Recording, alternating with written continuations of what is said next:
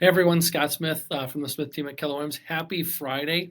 For the month of August, we wanted to share with you some information and insight on downsizing. So obviously, we've got the baby boomer generation that is well into their downsizing years, but really kind of taking a closer look at what that means to kind of navigate that downsizing process. We've taught several seminars for community ed and for our clients about downsizing and kind of what that entails and what that means for different stages of life. So just share with you some insights. We're going to give you a four-part series on kind of what to expect and some just different food for thought as we kind of move along that. So depending on what season of life you're in, like Michelle and I, our kids are in college age and high school. Downsizing for us is certainly going to be on the horizon, but not for quite a while.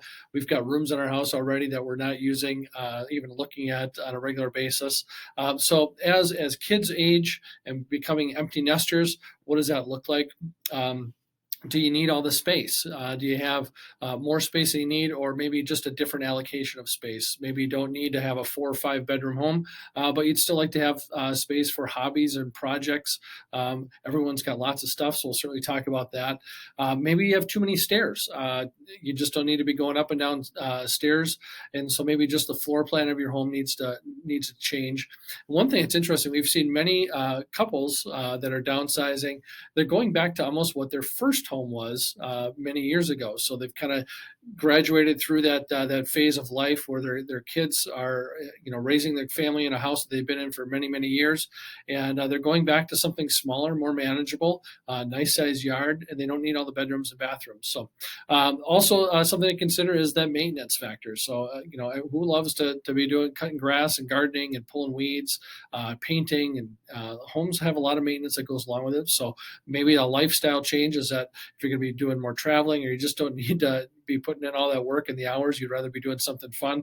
Maybe you're looking at less maintenance and looking at an association maintained type of property. The other thing would be location. So maybe you relocated closer to work, and maybe that community is not a good fit for you, or you like something different. Maybe kids have grown and maybe they're in a different part of town or the state, and you like to be a little bit closer to them. So you don't have any ties within that community anymore.